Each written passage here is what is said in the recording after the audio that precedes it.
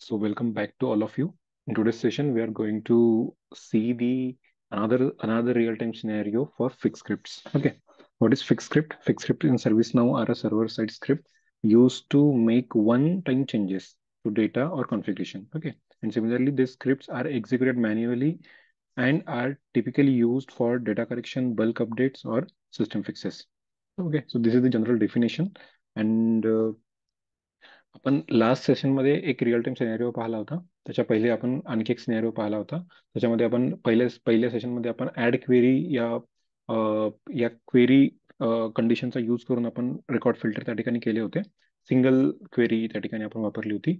But आपण जेव्हा आपण एखाद्या त्या टेबल व्ह्यू वर जातो इन्सिडेंटच्या आणि जेव्हा आपण तिथे एक ऍक्च्युअल फिल्टर लावून तिथून क्वेरी कॉपी करतो, तर ते क्वेरी कॉपी केल्यानंतर आपण आपल्या स्क्रिप्टमध्ये ऍड इनकोडेड क्वेरी मध्ये या ऍड इनकोडेड क्वेरी या नावाच्या क्वेरी कंडिशन मध्ये आपण त्या ठिकाणी ते पेस्ट करतो. त्या ठिकाणी आपण मल्टिपल कंडिशन्स त्या ठिकाणी लावू शकतो. सिमिलरली आजच्या सेशन मध्ये आपण त्याच्या थोडं रिलेटेड कॉन्टेंट पाहू. बट आपण जेव्हा नेम नॉर्मल आपण नंबर त्या ठिकाणी प्रिंट करत होतो, ठीक आहे, एखाद्या इन्सिडेंटचा नंबर त्या ठिकाणी प्रिंट करत होतो, तर आपण आजच्या सेशनमध्ये क्विकली आपण त्या कॉलर आय डी, जो कोणती कॉलर आय डी असेल किंवा कॉलर आय डीचं बॅकएंड नेम किंवा जो कोणी त्या इन्सिडेंटच्या मागे जे काही नेम असेल. फॉर एक्झाम्पल इथे आपण आल्यानंतर इथे इन्सिडेंट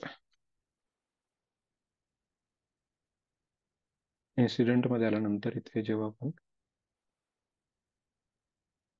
कॉलर पाहतो, फॉर एक्झाम्पल कॉलर आहे, ठीक आहे, तर त्या कॉलरचं नाव आपण त्या ठिकाणी आपल्याला प्रिंट करायचं असेल तर आपण ते कशा प्रकारे करू शकतो ते आपण पाहू. ठीक आहे. So first of all me same filter apply करतो. फॉर एक्झाम्पल आपला रिक्वायरमेंट आहे की ज्याचे इन्सिडेंट या इन्सिडेंटमध्ये कॅटेगरी हे सॉफ्टवेअर आहे अशांचे नाव आपल्याला पाहिजे आहेत. ठीक आहे. सो अशा कॉलरचे नाव आपल्याला प्रिंट करायचे आहेत. तर सगळ्यात पहिले आपण आपले फिल्टर त्या ठिकाणी लावायसाठी कॅटेगरी इज सॉफ्टवेअर, ठीक आहे, हा त्या ठिकाणी आपण हे करू शकतो. आणखी मला याच्यासोबत जर एक आपल्याला या ठिकाणी फिल्टर लावायचं असेल तर मी ऑर करून category is it's a database, ठीक आहे, असे दोन मी या ठिकाणी लावले. याला रन करतो. रन केल्यानंतर कॉपी क्वेरी, ठीक आहे, आणि इथे आपल्या फिक्स स्क्रिप्टमध्ये आपण फिक्स स्क्रिप्ट त्या दुसऱ्या विंडोमध्ये मी फिक्स स्क्रिप्ट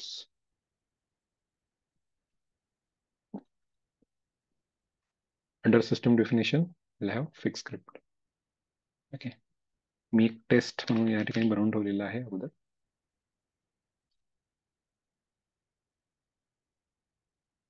यालाच आपण कंटिन्यू करू. ठीक आहे. तर लास्ट काही सेशन्समध्ये आपण नंबर्स, आपण त्या इन्सिडेंटचे नंबर त्या ठिकाणी प्रिंट केले होते. आपण आता या ठिकाणी कॉलरचं नाव, कॉलरचं जे काही नाव असेल ते आपण प्रिंट करण्याचा प्रयत्न करू. तर ते कसं करायचं, सेम प्रोसिजर राहील.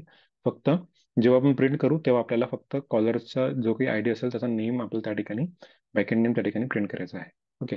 सो याला मी एकदा मोठं करतो आणि सेम प्रोसिजर वापरतो. एका व्हेरिएबलमध्ये आपण तो ऑब्जेक्ट स्टोअर करू. ठीक आहे. ग्लाइड रेकॉर्ड नावाचा ऑब्जेक्ट आपण त्या ठिकाणी बनवू, ज्या ग्लाइड रेकॉर्ड थ्रू आपण जे सगळे इन्सिडेंट आहेत ते आपण त्या ठिकाणी ऍक्सेस करू शकतो. ठीक आहे. आणि ग्लाइड रेकॉर्ड काय, glide record is a service API use to interact with database records. Okay. So where let's say data is equal to where data is equal to new keyword. जर आपल्याला object बनवायचं असेल तर new keyword लावणे या ठिकाणी आवश्यक आहे. न्यू कीवर्ड आणि glide record, glide record, glide record आणि कशाला ऍक्सेस करायचं आपल्याला, इन्सिडेंट, इन्सिडेंट, इन्सिडेंट. ठीक आहे. त्याचं बॅकएंड नेम इन्सिडेंट. आता खाली data dot add encoded query. ठीक आहे. आपण लास्ट सेशन मध्ये पाहिलं होतं ऍड इनकोडेड क्वेरी. हे काय क्वेरी कंडिशन आहे ज्याच्यामध्ये आपण एकपेक्षा जास्त कंडिशन त्या ठिकाणी लावू शकतो.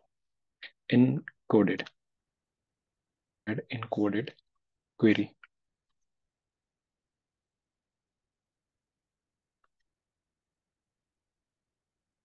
Add encoded query. Okay. Add encoded query.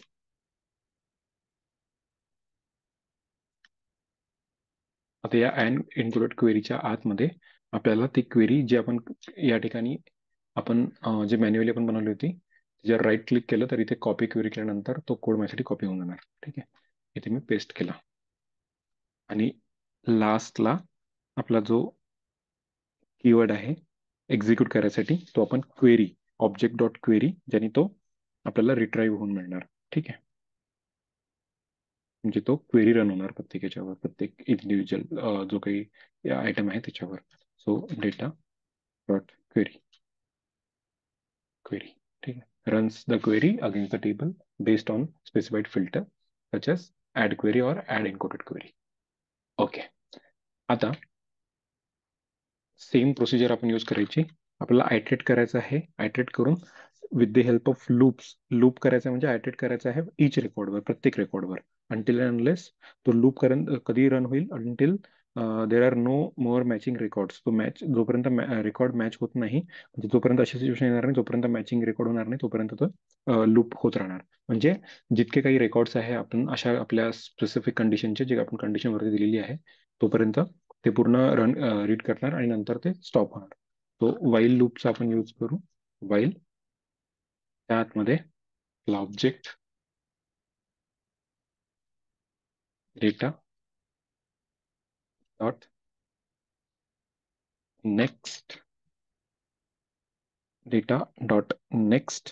ठीक आहे, नेक्स्ट यूज काय करू, नेक्स्ट ही एक मेथड आहे.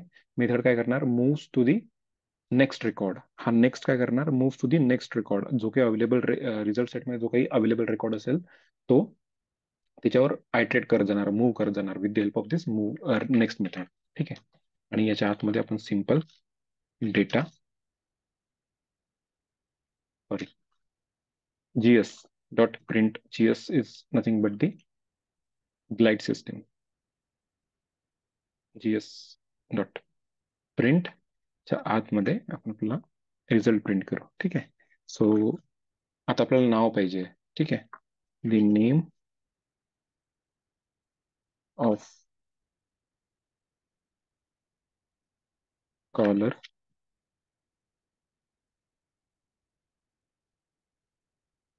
ठीक आहे, हुज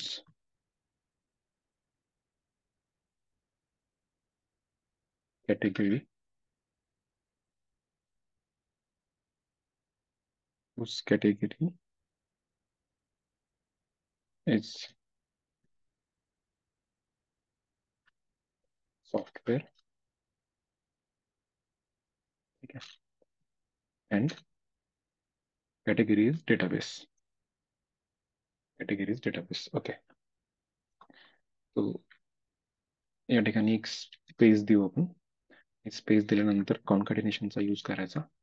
कॉन्कॅटिनेशन नंतर आपण असा आणखी एक स्पेस देऊ शकतो. अगेन कॉन्कॅटिनेशन. ठीक आहे,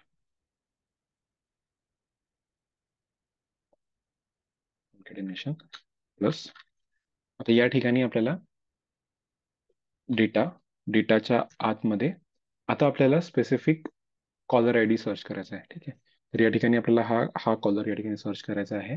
तर याचा आपण बॅकएंड नेम कसा काय पाहायचा,